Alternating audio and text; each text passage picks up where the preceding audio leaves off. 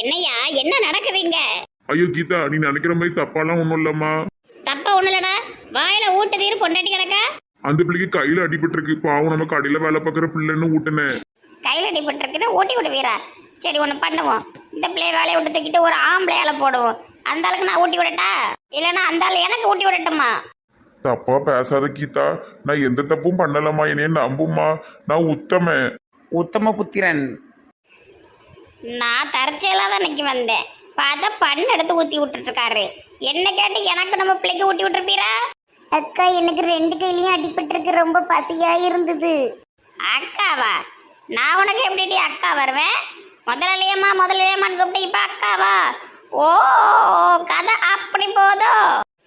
இல்ல முதலாளி அம்மா, ஏதோ ஒரு பேச்சு வக்கல அக்கான்னு கூப்பிட்டுட்டேன். நீங்க அம்மா மாதிரி தானே, வயசான மூஞ்சி. அக்கா இல்ல, அக்கா மூஞ்சி கிடையாது உங்களுக்கு. கன்சிக்க சும்மா இருட்டி. சும்மா இருட்டி. அவ என்ன உமர் பொண்டாட்டியா? கீதா ரொம்ப கோவப்படாதம்மா. ஏக்கா நீங்க கொஞ்சம் சொல்லுங்கக்கா. ஏக்கா பாருங்கக்கா, தப்பு தப்பா புரிஞ்சு பேசுதா. தம்பி நீங்க ஊட்டி விட்டது எப்படி இருந்தாலும் தப்பு தானப்பா. அது தப்பு இல்ல. அடுத்த பொம்பளைகளுக்கு ஊட்டி விடுவா அவளாக்கும். எந்த ஊர்ல உண்டு இப்படிலாம்? ஏக்கா சென்னை சைட்லலாம் யாருக்குனாலும் ஊட்டி விடலாம்க்கா, அதெல்லாம் சகஜம். ஏன் கடவுளே, இது என்ன புது பொருளையா இருக்கு?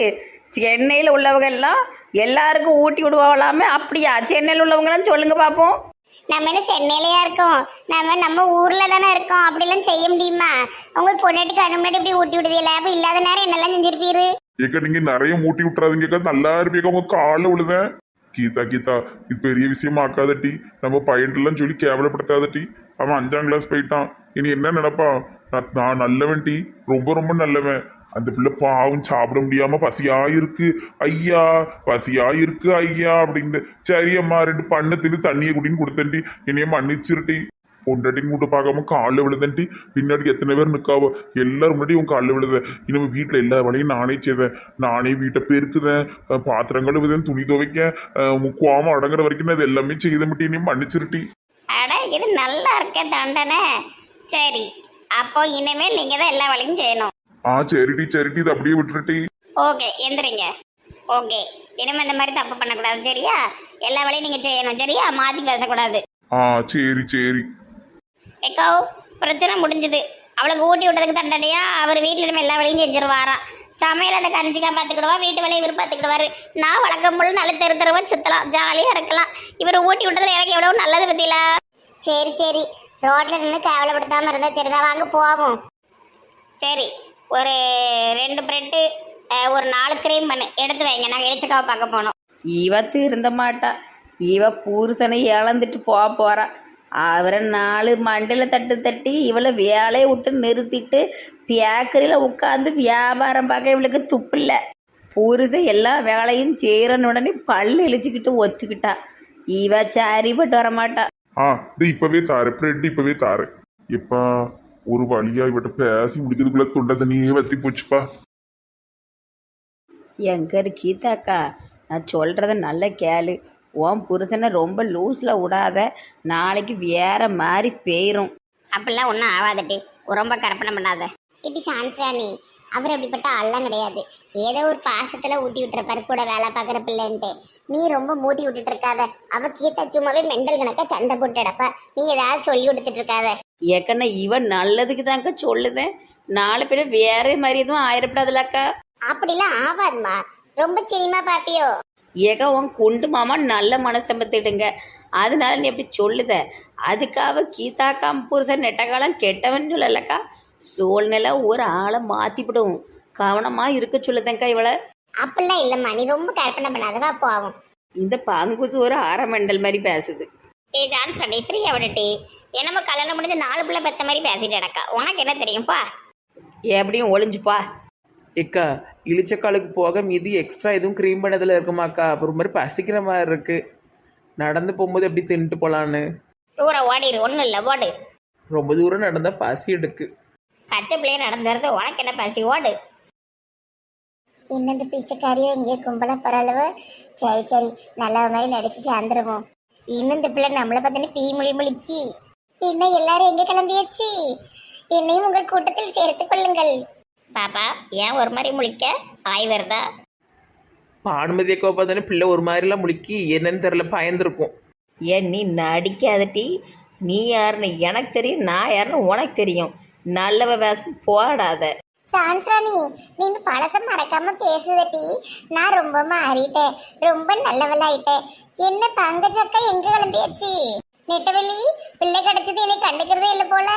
அப்படிலாம் இல்லைக்கா, நீங்கள் என் குழந்தைய கண்டுபிடிச்ச தெய்வம். எங்கள் அத்தை பாட்டி ஊரில் இல்லைன்னு கொஞ்சம் மனசு சரியில்லை பற்றிடுங்க, வேற ஒன்றும் இல்லை. தெய்வத்தை மறந்துடாதுங்கம்மா. இழிச்ச கழுகு கொஞ்சம் உடம்பு சரியில்லைம்மா, குளிர் காய்ச்சலா இருக்கு. அதான் 2 பிரெட்டை வாங்கிட்டு அவங்கள பார்க்க போறோம். ஐயோ நம்ம இழிச்சக்களுக்கு உடம்பு சரியில்லையா? அடக்கடவுளே நல்ல மனசியாச்சு, வாங்க போய் அக்கால பாப்போம். ஏன் இவ ரொம்ப நடிக்கா, ஒரு நாளைக்கெல்லாம் யாருமே திருந்த மாட்டாவ. எப்படியும் கொஞ்சம் நாள் எடுக்கும், இவ்வளோ நம்பாதுங்க. சான்ஸ்ராணி சும்மா எல்லாரையும் பத்தி குறை பேசாம நட ஓடு.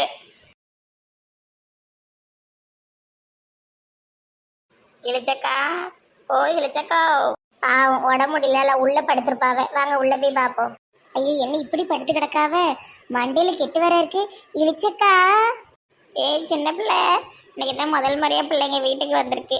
தூக்கி கொஞ்சம் கூட முடியல, காய்ச்சல் அடிக்கி பிள்ளைக்கு வந்துடக்கூடாது சார். பிள்ளைக்கு எதுவும் பண்டதும் இல்லையம்மா வீட்டில் கொடுக்க? அதெல்லாம் அவன் நல்லா சாப்பிட்டுட்டா பார்த்துக்கிடுங்கக்கா. எங்க மண்டையில் என்ன கெட்டு? இழிச்சக்கா அந்த சின்ன பிள்ளை எங்கக்கா காணும்? ஏமா மண்டையில் என்ன ஆச்சு தெரியுமாம்மா? எங்க மாமா இருக்கல வண்டு முருகன் பேட்டை கொண்டு அடிட்டு அடிச்சு விட்டாரு, சாக்லேட் வாங்கி கொடுக்கலன்னு. அதான் எனக்கு கொஞ்சம் பயமாயிட்டு பார்த்துக்கிடுங்க. சின்ன பிள்ளை எதுவும் அடிச்சு கிடிச்சு விட்டாருன்னா என்ன செய்ய முடியும்? அதான் ஒரு 2 நாளைக்கு அந்த சின்ன பிள்ளைய விமலா வீட்டில் விட்டுருக்கேன். அவள் பிள்ளைலாம் நல்லா பார்த்துக்கிட்டு வரல. எனக்கு மண்டை சாயடந்து தூக்கிட்டு வரணும். ராணி ஒரு 2 நாள் லீவ் போட்டு பார்க்கலாம்ல? கடையில் வச்சு விமலா பார்த்தா அவளே தான் கேட்டா, தான் விட்டுருக்கேம்மா. அந்த சின்ன பிள்ளை வீடு வீடாக கடந்து சீரழியுது. என்ன இது 2 பைத்தியமானதுனால. ஊசி போட்டியில இழிச்சக்கா? ஊசியெல்லாம் போட்டு கெட்டெல்லாம் போட்டாச்சு, ஒரு 2 நாளையில சரியாயிரும். இழிச்சக்கா காய்ச்சல் சரியாவே என்கிட்ட ஒரு மருந்து இருக்கு, கொஞ்சம் படுங்க தரையில. இல்லம்மா நான் டாக்டர்கிட்ட போயிட்டு தான் வந்திருக்கேன். அட சொல்றது கிழக்கு, கொஞ்சம் படுங்க. இந்த மண்டை என்ன பண்ண போதுன்னு தெரியலையே. இது நம்பி உள்ள விடவும் பயமா இருக்க. இங்கேயே படுத்துட்டீங்களா? இந்த வாரேன். வயிற்றுல ஏறி 3 வட்டி ஜம்ப் அடிச்சா காய்ச்சல் பறந்துரும். ஏமா பழுக்கு பழுக்கு. அழாதுங்க அழாதுங்க, எங்க ஊர்ல இப்படித்தான் சொல்லி கொடுத்தாவ. காய்ச்சல் வந்தாலும் மல்லாக்கா படுக்கப்பட்டு வயிற்றுல ஜங்கு ஜங்குன்னு மிதிக்கணும். இப்ப அனுமதி கீழே இறங்குமா? கீழே இறங்கு. ஏமா ரொம்ப பழுக்கிட்டு இறங்கு. ஒரு 1/4 மணி நேரம் பொறுத்துக்கிடுங்க, சரியாயிரும். இந்த கீழே இறங்க போறியா இல்லையா? மெண்டல் கணக்கா பண்ணிக்கிட்டு இருக்க ஆளை கொண்டு விடாத, கீழே இறங்கு. இருக்க ஒரு 10 நிமிஷம் குதிச்சுட்டு வரேன். இந்த கீழே இறங்குனா இறங்க பத்துக்கிட்டு. அவர் என்னன்னா மண்டையை உடச்சு வச்சிருக்காரு, இவன் மேலே ஏறி குதிச்சுட்டு இருக்கா. நல்ல வைத்தியம் உங்க யாருக்குமே புரிய மாட்டுக்கு. தரு கீழே இறங்கிருப்பதுக்க பேட் எடுத்துட்டு வந்து மண்டையை உடைச்சிருவேன். இழிச்சக்கா இப்ப எப்படி ஃபீல் பண்றீங்க? நல்லா சுகமா இருந்ததா?